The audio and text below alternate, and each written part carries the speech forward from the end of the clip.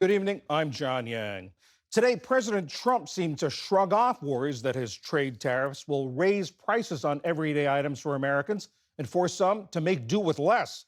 In an interview broadcast today on NBC's Meet the Press, moderator Kristen Welker asked him about predictions that prices on children's toys will go up.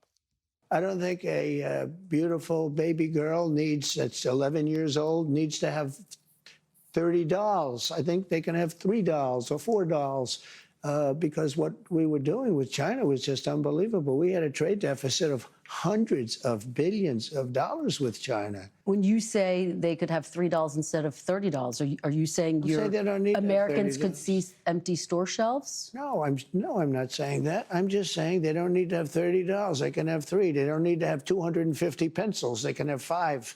Prices on new and used cars are likely to go up because of the 25% levies on imported auto parts, which took effect this weekend, and on imported cars, which have been in place for nearly a month.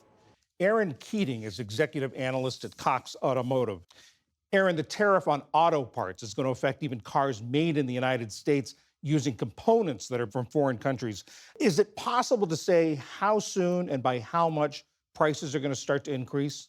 Sure. I mean, we've heard that from most automakers, they're going to hold their MSRP, which is that suggested retail price for now. We've heard that some of them are going to wait until June to potentially adjust pricing. Some of them may start adjusting pricing this May. But for now, we're seeing a lot more that the pricing dynamics play out at the dealership level because of supply and demand. Inherently, though, every automaker is going to have to find a way to afford these tariffs. And so we do anticipate new and used vehicles going up in price over the year. The president sees these tariffs as an incentive to get U.S. car makers to bring their supply chains back to the United States. How quickly could that happen and how costly would that be? It's a good question. We know that at a very minimum, it would be 18 to 24 months if you're talking about putting shovels in the ground and building new facilities and new production plants and so forth. We believe that assembly might be a little bit easier, which will ease that 25% tariff on new vehicles crossing the border. But parts are a very different story. Manufacturers have been spending a lot of money with our country for decades now, building more facilities here in the US. And the effect on consumers, this isn't just going to be about finished product. There are other ways the cost of car ownership are going to go up. Absolutely. I mean, when we're talking about the 25% on a vehicle coming over the border, that's really just a new vehicle that we're talking about. But we know that a majority of our consumers are really looking in the used market. And if you're owning a car right now and can't maybe afford a new car, or maybe can't even afford the used cars at the prices they're at, you're trying to repair your vehicle. You're trying to get insurance on those vehicles. So maintenance and repair are bound to actually be a very universal challenge cost wise for all customers, not just individuals looking for new vehicles, because the parts themselves, as you said, came into effect yesterday and they will be tariffed at that 25%. And that will just hurt all of consumers across the board, those that are looking for new cars and those that are needing to maintain and repair older cars. And does it go beyond consumers? Are dealers going to get squeezed too?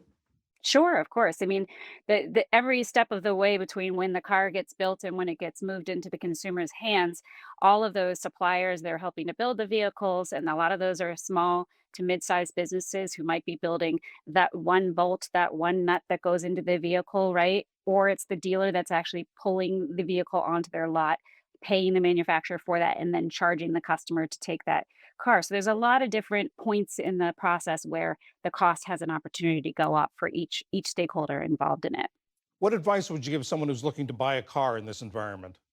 The thing that we have right now is we do actually have lots of choice. I know President Trump was talking about how we don't need $30, maybe we only need three. Well, we do actually have a lot of vehicles on the ground and a lot of options. For those that might be a little bit more financially squeezed, my advice would be to be open minded about which vehicle you're looking at.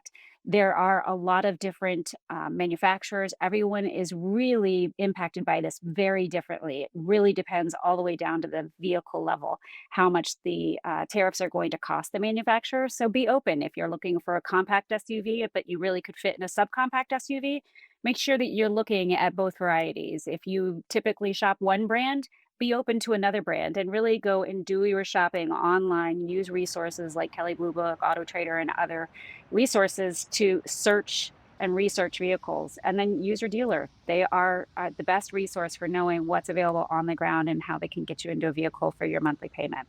Erin Keating of Cox Automotive. Thank you very much. Thank you.